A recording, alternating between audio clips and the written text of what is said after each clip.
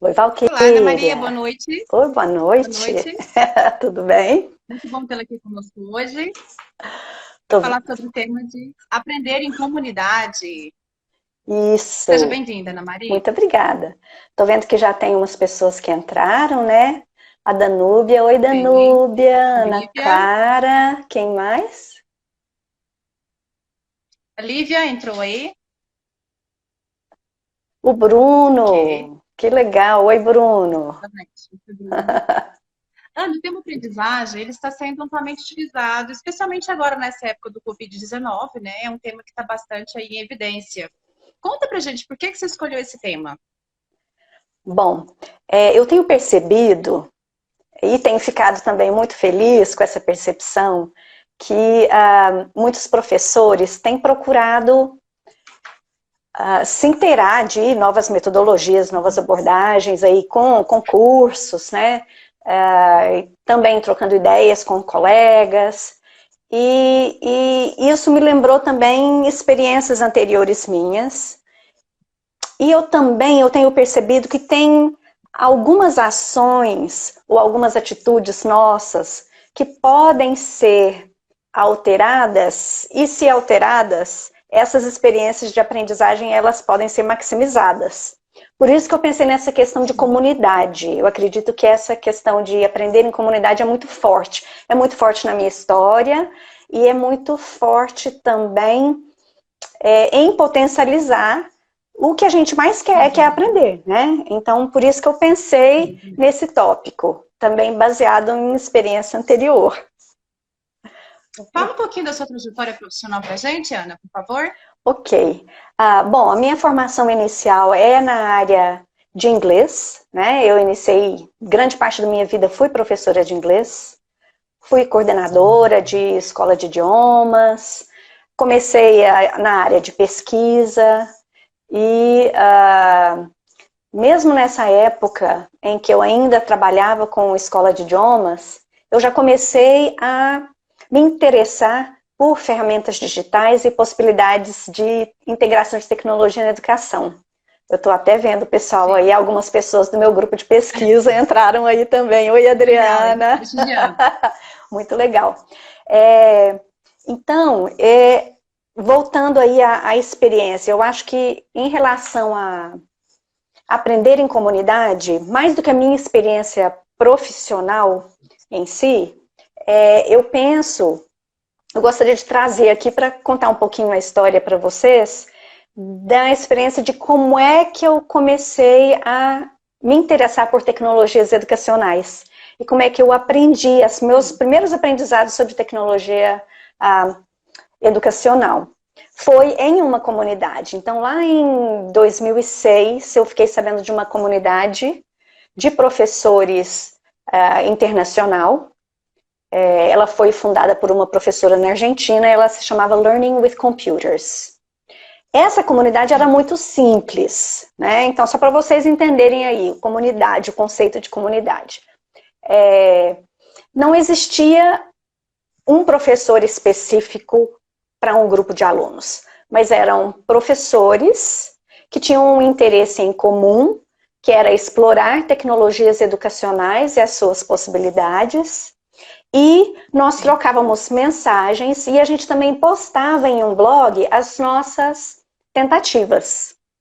E eu nunca me esqueço um dia, eu tinha acabado de entrar nesse grupo, eu comecei a experimentar as ferramentas que os professores iam sugerindo, e eu vi que alguém postou, que compartilhou um slide, um PowerPoint, num blog. E eu não sabia como fazer isso, né? E eu fiquei, gente, mas como é que faz isso? Tem jeito de colocar um PowerPoint numa postagem de blog? Como fazer isso, né? Isso lá em 2000 bolinha. E aí, eu enviei uma mensagem para o grupo e em questão de 15 minutos, eu recebi 20 mensagens de maneiras diferentes de incorporar uma apresentação PowerPoint em uma postagem de blog. Aquela movimentação foi tanta naquele dia que uma das pessoas do grupo, a Danúbia está até falando aqui, projeto em 2000, uma pessoa do grupo perguntou assim, escuta, quem é essa Ana Maria Menezes que movimentou o grupo hoje? porque estava todo mundo respondendo a minha pergunta, né? Então, essa sensação de que você é ouvida, na verdade, eu não aprendi uma maneira, né, de hospedar uma apresentação PowerPoint em um blog. Eu aprendi várias maneiras e eu me conectei com muitas pessoas. Então, é essa ideia aí de comunidade que eu gostaria de trazer para esse cenário hoje. Né? Entendi. As pessoas se ajudarem, compartilharem conhecimento. Exatamente, é isso aí. Você falou em comunidades de aprendizagem, que você já esteve. Também tem os termos comunidades de prática, comunidades de investigação. O que seria cada um deles, Ana? Eu acho que mais importante do que entender a diferença entre esses conceitos, eu gosto muito de trazer a semelhança entre eles. E está um pouco na minha descrição dessa comunidade que eu participei. Então,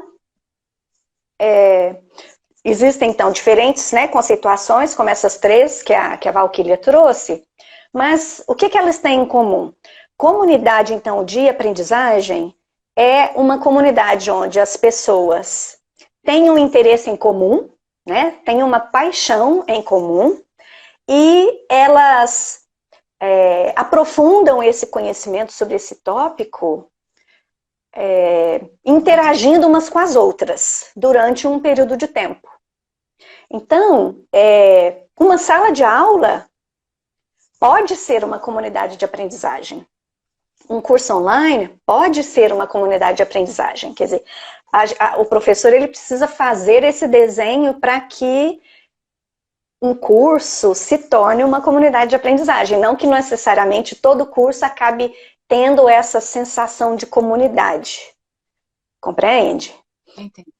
Né? Então, esse é o ponto em comum entre esses três conceitos. Ok? Eu vejo também, Valquíria, e aí eu gostaria de perguntar para o pessoal que está assistindo, como é que vocês aprendem coisas novas? Como é que vocês têm aprendido coisas novas durante esse último mês? O que vocês mais fizeram para aprender coisas novas? Vamos ver o que eles falam aqui para nós. Até mesmo nesse momento que está todo mundo em casa, né, procurando outras formas de aprender, né? É aquela frase que diz que somos eternos aprendizes. Então, o tempo todo a gente está aprendendo, né? E que bom que isso nunca para. Isso. E aí, Valquíria, o que você tem feito esses dias para aprender coisas novas? Que ações, assim? Eu tenho visto eu tenho lido bastante, tenho visto vídeos, tenho visto tutoriais na internet. Então, aqui, assim, se a gente não aprender uma coisa nova, pelo menos a gente ressignifica aquilo que a gente já conhece, né? Aqui, olha, o Fernando, isso, aula ao vivo com os professores, ferramentas virtuais, a YouTube. YouTube é o professor, não professor, né, mas YouTube é o espaço onde a gente encontra professor de tudo, né, de tudo que a gente quer aprender, a gente vai ali no YouTube. Exatamente. Legal, ó, a Danúbia está respondendo também que ela aprendeu a assar pão caseiro. A Danúbia outro dia, ela estava ensinando aqui no YouTube não, aqui fazendo live mesmo, a fazer um doce com goiabada. Não, com goiabada não, era beterraba, uns pedacinhos de beterraba assim. Eu vi que várias pessoas também compartilharam receitas e tudo mais. Entendi. Legal. Não me aventurei na parte de culinária. Então, olha só, a gente, ou seja, as redes sociais são aí uma grande comunidade, né? E a gente pode formar esses clusters, esses pequenos grupos, para a gente aprender mais sobre assuntos específicos. Só que eu gostaria aí de trazer dois aspectos que eu acho que podem ser melhorados, né? Duas atitudes nossas que podem ser um pouco limitadoras. Então, quais seriam elas? Uma, eu não sei se vocês vão concordar comigo, tá? Mas eu acredito que a gente tem esse pensamento de eu aprendo recebendo informações. Então, eu vou no YouTube para receber informações. Eu entro num curso para receber informações. A gente tem uma atitude um pouco de passividade. A gente quer receber conteúdo, receber informações, receber ideias. Então, a gente está ali recebendo. Só que se a gente tem esse pensamento de que a gente aprende recebendo informações, a gente também tem exatamente essa postura de que a gente consome esses conteúdos. Ok? Então tem esse mindset aí de passividade. Outra atitude que é um pouco limitadora nossa é que a gente também acredita que a gente aprende para o nosso crescimento pessoal. A gente aprende para o nosso crescimento pessoal e profissional. E aí tem um pouquinho dessa visão de individualidade. Oi, Roseli. Roseli entrou aqui também. Então, tem esse pensamento de passividade, que a gente recebe informação, a gente aprende recebendo, e essa questão de individualidade, que a gente aprende pra gente. A gente aprende pra gente progredir na nossa profissão. E aí eu gostaria de conversar um pouquinho sobre essas duas atitudes limitadoras. Porque se a gente entra num curso, ou se a gente entra numa plataforma, com esses dois mindsets, a gente acaba aprendendo um pouquinho menos do que a gente poderia aprender, tá? E aí, então, eu vou dar esse exemplo. Todo potencial. Isso, exatamente. A gente precisa expandir esse potencial da aprendizagem. Eu sempre reforço, quando eu estou moderando cursos, de que sim, a gente pode aprender muito com os conteúdos que são propostos pelo professor daquele curso, por exemplo. Porque o professor ele faz uma curadoria de conteúdos ali. Olha, leia esse arquivo, olha, assista esse vídeo, né? Ele faz essa curadoria de conteúdos aí. Só que a gente aprende não só com os conteúdos que os professores nos sugerem, mas a gente aprende muito também produzindo os nossos próprios conteúdos. Quando a gente produz as nossas tentativas, os nossos conteúdos, a partir daqueles conhecimentos que estão ali, a gente aprende mais um pouco. E aí a gente aprende mais ainda, também, quando a gente explora os conteúdos que foram criados pelos colegas. Compreende? Com certeza. A gente sempre fala assim, que o professor aprende muito assistindo a aula de outro colega, ou que o professor aprende muito corrigindo atividades dos alunos. Fala, nossa, parece que quem aprendeu mais fui eu, porque eu li o que todo mundo escreveu. Com certeza. Né? Olhando a minha experiência própria, Ana, quando você olha, por exemplo, hoje, que eu tenho 17 anos que eu trabalho com educação, com certeza hoje eu estou melhor professora do que antes, não somente por conta de tempo de experiência, mas principalmente por conta da prática docente, de aprender com os seus alunos, né? Por exemplo, eu sou mãe também, cada vez que eu ensino alguma coisa para as minhas filhas, eu também estou aprendendo com elas, né? Eu acho que o bacana é isso, você ensina, mas também você aprende muito, porque tem muito esse share, né? Compartilhar. Parece que alguém, deixa eu ver aqui um comentário. Aqui a Danube dizendo, os autores da aprendizagem até poder servir, contribuir em algum momento. Então essa postura da gente primeiro ser menos passivo e de pensar mais no social, pensar mais no grupo. Se eu estou em um curso, existe um grupo de pessoas ali com interesses em comum. E nós podemos aprender muito se nós também produzimos conteúdos e se nós compartilhamos uns com os outros, né? Então essa experiência que eu contei lá no início, esse grupo, né, essa comunidade do Learning with Computers, eu tenho colegas, professores dessa comunidade até hoje. Até hoje nós temos contato. Porque nós conhecemos não só o nosso conhecimento, nós não trocamos só nossos conhecimentos, mas a gente também trocou experiências, ideias, conhecemos ali a realidade uma da outra. Então são essas conexões com as outras pessoas também que podem enriquecer a nossa aprendizagem. E aí eu trouxe... Ser prof oficial e várias cabeças pensando, só tem a somar no processo. Com certeza, né? É isso mesmo. E aí, já que, ser prof, até deixa um comentário aqui. Ser prof é uma comunidade de professores, né? Então, é uma iniciativa, eu estou envolvida com a Ser Prof, eu lidero a área pedagógica da Canton no momento. A Canton é uma edtech. E uma iniciativa da Canton foi o desenvolvimento dessa comunidade de professores hospedada em uma plataforma, né? Então a comunidade é Ser Prof. Só que a comunidade, ela não se faz somente por uma plataforma ou por recursos que ali a gente hospeda. A comunidade, ela precisa de pessoas, são as trocas entre as pessoas. Humano, né? Exatamente, o recurso humano, né?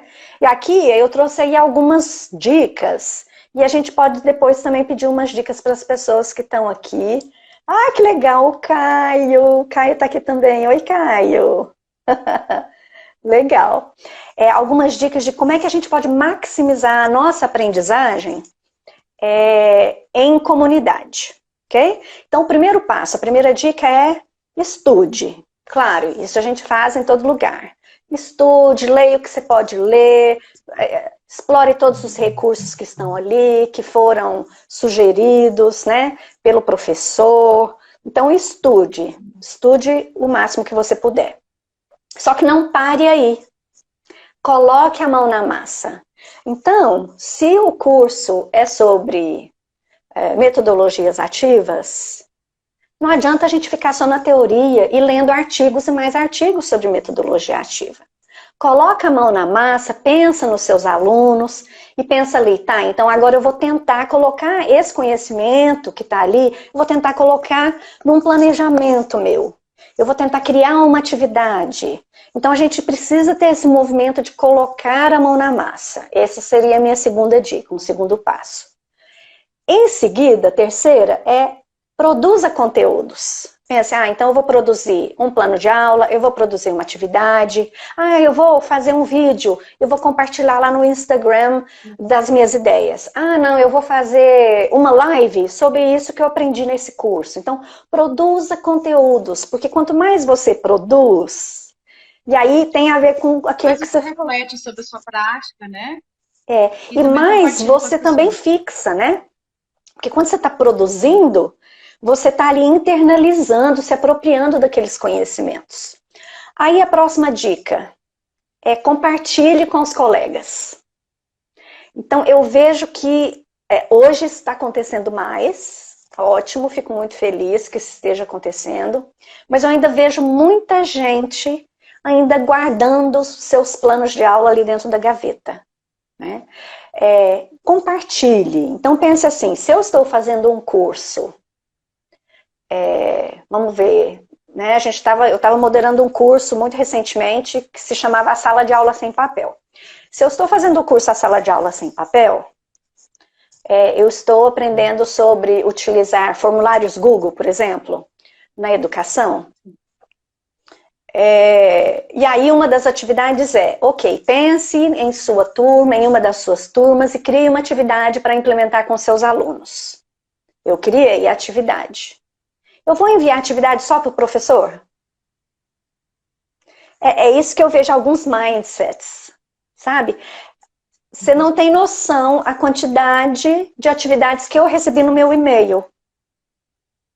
O que eu recebi... Você pode transformar aquela atividade, né, de acordo com o grupo seu, de seus grupos também. Mas o que eu digo... uma forma diferente de trabalhar, né? Isso, mas o que eu digo se você desenvolve um conteúdo, compartilhe com os colegas de curso. É assim que a gente maximiza, porque se eu compartilho, o meu colega também compartilha. Porque se o meu colega compartilha comigo, eu posso me beneficiar das ideias que ele teve também. E aí você consegue maximizar essa aprendizagem. Compreende? Porque se eu deixo essa ideia somente ali no meu computador, não compartilho ali com ninguém no meu curso, e todo mundo fizer a mesma coisa, eu estou aprendendo só para mim. Então é essa visão de aprendizagem como uma atividade mais individualizada. E essa questão de atividade como um ato, aprendizagem como um ato social, todo mundo tem a ganhar com isso. A gente aprende muito mais. Vamos ver aqui que as pessoas estão dizendo. O Caio já tinha comentado, né, que ele aprendeu demais na Universidade de EAD. É interessante aí, porque em ensino à distância a gente consegue, até nem gosto tanto desse termo não, de ensino à distância, porque eu acho que a distância hoje nem vem muito ao Não caso. existe, né? Nem vem tanto ao caso com essas tecnologias que a gente tem aqui, a gente está conversando ao mesmo tempo e tudo mais, né? Mas a gente aprende muito observando como é que as pessoas vivem essas experiências de aprender. Se a pessoa aprende só para si e guarda, se a pessoa também compartilha, né? Aí eu queria ouvir das pessoas que estão aqui, eu vejo que algumas pessoas estão aqui, se elas também, como é que elas se sentem em relação a esse tópico? Elas se sentem à vontade em compartilhar com as outras pessoas ou não? Porque tem algumas pessoas também que falam, ai não vou compartilhar, não, vou mandar só pro meu professor porque eu tô com vergonha. Infelizmente hoje tem gente, por exemplo, que não gosta de compartilhar com medo de ser copiado, enfim, a gente encontra alguns casos assim ainda, né? Não vou compartilhar porque foi uma ideia boa, alguém vai fazer bom uso dessa ideia e foi uma autoria minha. Então a gente vê ainda assim, né? Mas não se trata de competição, mas de compartilhamento de ideias para favorecer, para multiplicar, né? Se nós estamos em um grupo de pessoas, isso também tem a ver com comunidade. A Roseli até disse que existem comportamentos, né? E os comportamentos são muito distintos. Sim, até na minha pesquisa eu observei isso mesmo, que as pessoas vivem cursos online de maneiras diferentes. E claro, tem essa questão pessoal. Mas se a gente compreende que compartilhando eu vou estar maximizando a minha própria aprendizagem também, eu acho que aí a gente começa a virar a chave um pouquinho. De por que que eu vou compartilhar com os colegas. Né? Existe um propósito para isso. Deixa eu ver aqui. A Roseli disse que compartilha de boa. O Caio também disse que também compartilha tudo. O Fernando, que antes do inglês eu não sabia de nada, agora com a in-house estou improving my English. Que legal, que bom. Bom, parabéns. Ótimo. Aí, Fernando, e também outras pessoas que estejam aqui assistindo, eu acho que essas dicas não é só para professor, mas é para aluno também. Né? Que quando a gente está... compartilhar a vida. Isso, quando a gente está juntos em um grupo de pessoas estudando alguma coisa, a gente então pode pensar nisso. Eu estou sendo passivo na minha aprendizagem? Será que eu posso ser um pouco mais ativo? Será que eu posso também ser um pouco mais social? Será que eu posso também pensar no grupo? Né? Eu não preciso só ficar esperando receber, eu posso trazer as minhas contribuições também.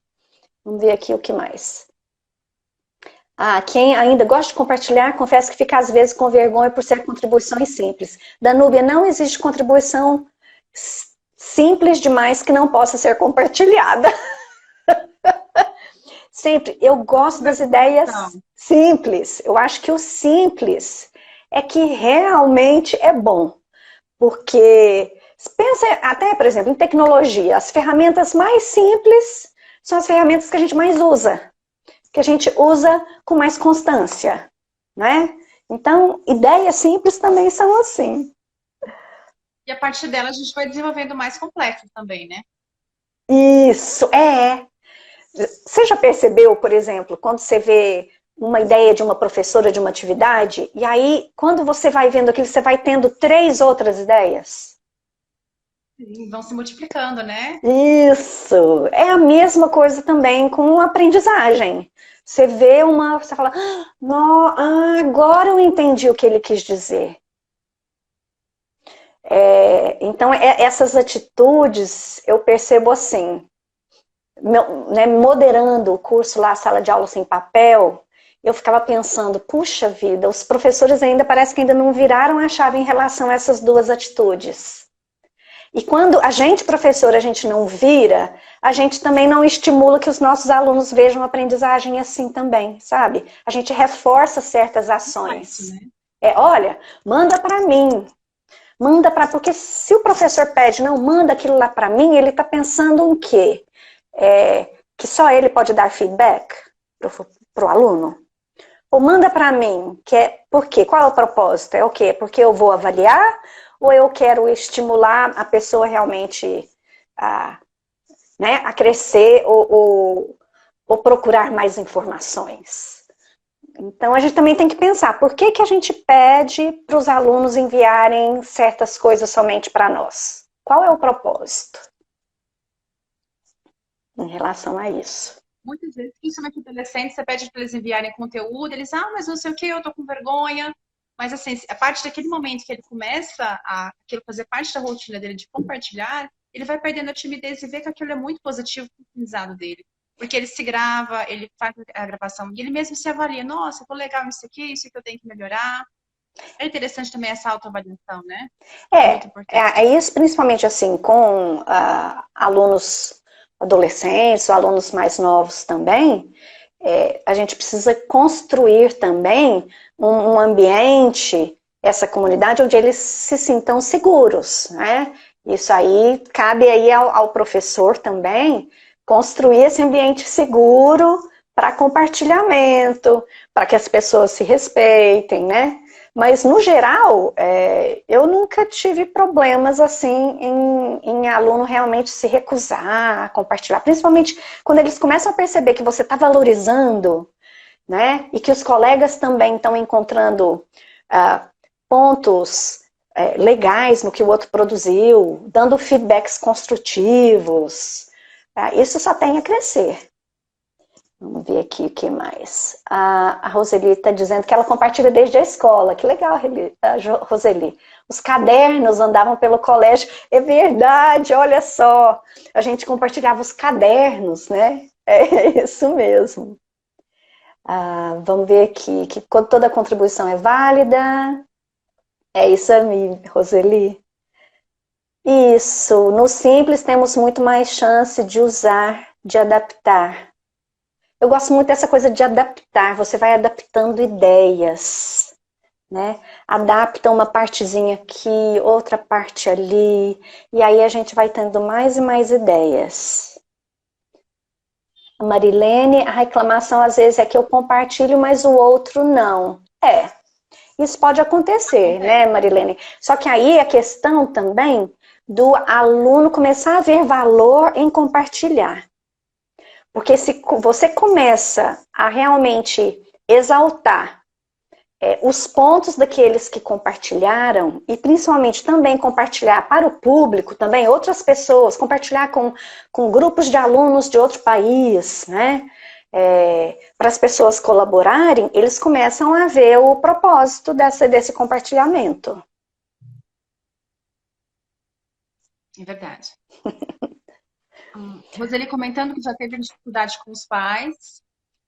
Eu trabalho com educação infantil. Normalmente a gente tem recebido um apoio muito bom dos pais, né? É importante também nesse momento agora, que os pais estão acompanhando as crianças em casa. Então eles acabam estimulando também as crianças a fazerem, né? Tem recebido um apoio muito bom dos pais nesse momento. Eu acho que algumas vezes a gente peca em não explicar algumas coisas para os pais, né? Principalmente com essa questão de compartilhamento. Vários pais têm muito receio, né? Têm muito medo, mas se você explica que o compartilhamento é um ambiente protegido, ou que eles vão ter interação somente com adolescentes da mesma faixa etária, ou que nenhum dado pessoal vai ser compartilhado ali publicamente, né? Então, eu acho que nesse sentido, se os pais começam a entender o porquê, aí eles também aderem e abraçam a ideia. Até falando em compartilhamento, tem a Danúbia que está aqui com a gente, tem uma ação, ela até nem se lembra, eu acho que nem fala tanto sobre isso. Eu não sei que ano que foi, se foi 2008, 2010, ela criou um blog que ela publicava as ações, né, que ela desenvolvia com os alunos, as produções dos alunos, mas ela usava esse blog como uma reunião de pais, né? Porque a gente tem as reuniões de pais, né, que a gente chama para a escola para mostrar o que os alunos estão fazendo. Então, de tempos em tempos, ela ia fazendo essa coletânea e aí de tempos em tempos ela compartilhava o link desse blog com os professores, com os pais daquela turma, e os pais deixavam comentários nas postagens, sabe? eu achei aí interessante esse uso que ela fez. Então, assim, era uma reunião de pais mesmo, o propósito, né? Vamos ver aqui, você se lembra disso aí, Danúbia? Eu achei fantástico a maneira como ela utilizava isso. Era um compartilhamento em lugar seguro, né? Hoje em dia a gente tem tanta plataforma também que os alunos também só compartilham ali dentro. Aí tem o Google Classroom, né? Tem o Edmodo, tem o Course Network. Então são os próprios grupos de WhatsApp, que a gente está com esse contato agora com os pais mais próximos, né? A gente compartilha conteúdo, também o material que eles têm feito e a gente dá feedback. É isso mesmo. Um pouquinho também da criança. É isso mesmo. Interessante. E aí eu também queria fazer esse convite ali para vocês, não sei quantos de vocês já entraram ali na SerProf, essa comunidade de professores. Lá também a gente tem esses espaços para compartilhamento e para conexão de pessoas. Então a gente tem bate-papo com especialistas, para a gente poder conversar com especialistas de diferentes áreas, né?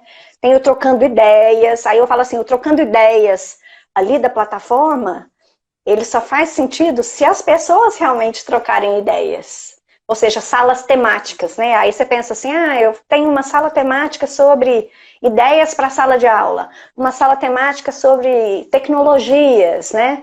Como a gente pode utilizar a tecnologia em sala de aula. Quanto mais a gente... Estou reforçando que não é específico para o curso de língua estrangeira, né? Para todos os tipos, né? Para a educação de modo geral, né, Ana? A SerProf Isso, SerProf é uma comunidade para professores em geral. E ali, aí tem a parte de cursos, você pode fazer diferentes cursos, por exemplo, a sala de aula sem papel foi moderado lá na SerProf, né? Então, ele agora está como um modelo autoinstrucional. Mas nós tivemos aí um período que ele foi moderado. Então, pessoas, algumas vezes também, viu, Valquíria, eu percebo que algumas vezes... E aí eu vou dizer isso porque eu também sou da área de idiomas, né, originalmente. O que eu percebo é que muitas vezes professores de idiomas, às vezes pensam assim, essa iniciativa não é de ensino de idiomas, então eu não vou me beneficiar ali, eu não vou aprender nada ali. Lê do engano. Quando a gente está em contato com professores de outras áreas, a gente começa a ter ideias e mais ideias, né? Então, assim, até nos grupos também de educadores Google, que você já participou de encontros, né, Valquíria? A gente aí, quando você troca ideia com um professor de história, de matemática, de geografia... Pode buscar aplicar aquilo em qualquer área de ensino, né, que você trabalha, né? Exatamente, a gente começa a ver outras possibilidades. A Analice... Qual é a sua opinião sobre as escolas que não conseguiram se adaptar ao mundo online e têm deixado muitos alunos sem estudar?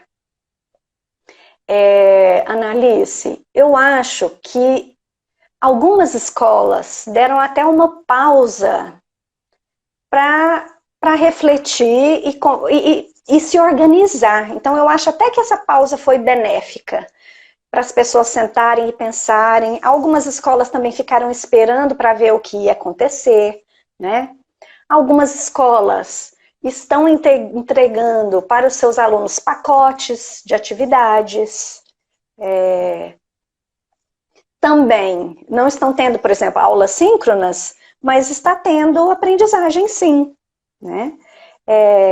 Eu acredito que todas as escolas vão precisar de uma alternativa daqui para frente, porque você não pode ficar 3 meses parado, 2 meses, né? 3 meses, 4 meses parado. Então, eu acredito que todas as escolas vão encontrar suas alternativas, sejam alternativas somente online, híbridos. O retorno, eu acho que vai ser paulatino, talvez aí mesclando um pouquinho, né? Algumas aulas presenciais, algumas aulas online. Eu acredito muito nesse caminho que vai ser paulatino. E aí, mais importante ainda é essa aprendizagem em comunidade. Quanto mais a gente trocar ideias com outras pessoas de o que está dando certo na instituição onde ela trabalha, o que eles tentaram e não deu certo, né? Então, essa troca em comunidade, seja no WhatsApp, no grupo de WhatsApp, grupo de Facebook, tá? Que todos esses grupos também são comunidades onde as pessoas trocam informações e conhecimentos. Então, eu acredito sim, que todo mundo vai acabar encontrando o seu caminho.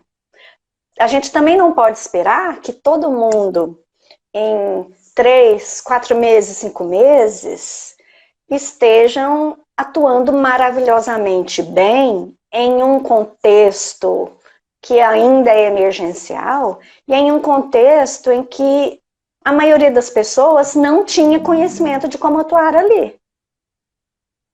Mas eu acho, olhando assim, Ana, vai ficar um legado interessante para quando acabar essa época aí da pandemia, né? Das pessoas começarem realmente a integrar esses recursos tecnológicos nas escolas que antes não era feito. Então, por exemplo, por que eu não posso ter um momento com os meus alunos online? Então, acho que vai ficar um legado aí, uma coisa interessante que a gente não usava antes e que emergencialmente a gente tem usado e que vai ser positivo para o futuro, né? Eu acho, sem dúvida, sem dúvida. Eu acredito que mesmo algumas instituições vão até começar a explorar essa outra possibilidade de ensino, né? Algumas, eu não sei, por exemplo, a In-House, vocês já tinham cursos somente online antes desse período? Não tínhamos. Olha só. Não tínhamos. E eu entendo, como eu falei, às vezes a gente está impossibilitado de estar presencialmente, né? É uma ótima, acredito que é uma ótima coisa para a gente estar pensando para o futuro e uma ótima opção, né? Eu conversei com uma, ela é gerente, né? Gerente, coordenadora de uma escola de idiomas em São Paulo, e achei muito interessante que ela fez uma pesquisa com os alunos de como é que eles gostariam de retornar às aulas. Se voltar tudo presencialmente, se continua tudo online, se faria uma mescla de uma aula, eles se encontram, outra aula eles fazem online. E aí o que ganhou foi a mescla. Aí eu falei, olha que interessante. E adultos, hein? Os adultos, eles votaram... Como você argumenta com professores resistentes às aulas online? A gente tem muito que, na verdade, são alunos resistentes às aulas online, né? Graças a Deus a gente tem tido uma acessibilidade muito boa, né? Mas a gente tem pais resistentes e tudo mais. Como você argumenta com resistência? Analice, eu acho que primeiro a gente precisa pensar o seguinte, que aula online, aí eu penso assim, ensino online, ele não é só a aula online, ok? O ensino online, isso é alguma coisa que as pessoas ainda não viraram a chave. Essa semana passada eu ouvi uma analogia que eu achei perfeita, tá? Que é o hambúrguer e o ketchup. Então é o seguinte, a gente, em ensino online, a gente tem as aulas síncronas, que ao vivo, né? E tem as atividades assíncronas, ok? A maioria das escolas, hoje em dia, que eu tenho visto, essa transposição, eles estão utilizando as aulas síncronas como se fosse o hambúrguer, a parte principal. E quando a gente vai estudar sobre ensino online, as aulas síncronas deviam ser o ketchup. Então, a aula síncrona é o tempero para ser usado com moderação. E as atividades assíncronas que são o hambúrguer. Porque o hambúrguer, você até consegue comer ele sozinho. Então, você vê um curso online que só tem atividade assíncrona. Funciona super bem, não tem problema. E aí tem uma aula inaugural e uma aula final. Você já viu o modelo assim? Funciona extremamente bem. Agora, o que não funciona bem é essa enxurrada de aulas síncronas que tem acontecido. E esse ensino online é como se a gente tivesse utilizando ali, e aí você vê as pessoas, os alunos não aguentam mais, né? Então eu acho que se esse cenário se prolongar mais tempo, as pessoas vão começar a ter que estudar isso um pouco mais. Aí essa questão da resistência à aula online, às vezes os professores são resistentes às aulas online exatamente porque está nesse modelo. Porque esse modelo é insustentável. Como é que você vai colocar os meninos 5 horas por dia na frente de um computador? paradinho ali olhando, né? Você tem que fazer eles atuarem, construírem coisa com os pais, postarem foto, então, e mesclar isso com os modelos presenciais. Agora, resistência, as pessoas têm uma e outra, né? Ah, a Paula entrou aqui também, ó. Ela vê também a possibilidade das atividades culturais acontecerem de forma online. Antigamente, os alunos frequentavam mais as escolas de línguas fora da aula, e essa é uma alternativa para trazê-los. Paula, é isso mesmo. O Bruno, não sei se o Bruno continua aqui com a gente. O Bruno, ele é professor de História em Belo Horizonte.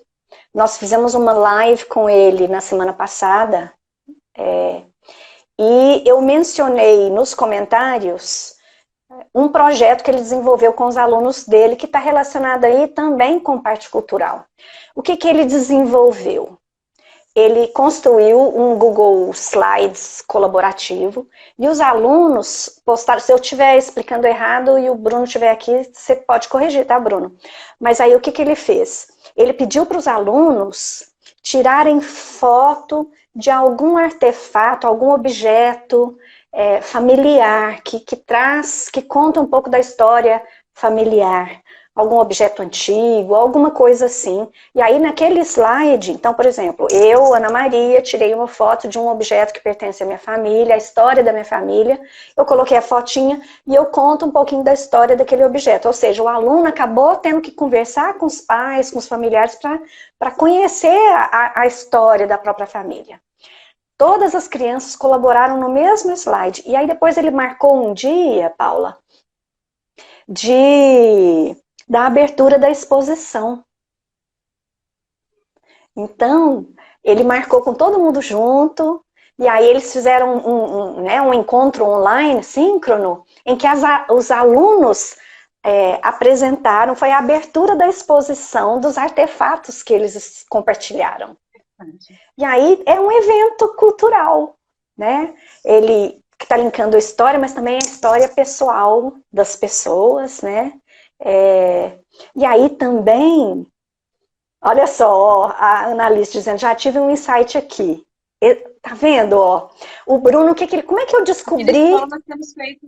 Isso, como é que eu descobri? Nós temos feito cursos de conversação, né? Os clubes de conversação, tanto em inglês, em espanhol, e tem sido sucesso. A gente tem várias pessoas de vários locais participando.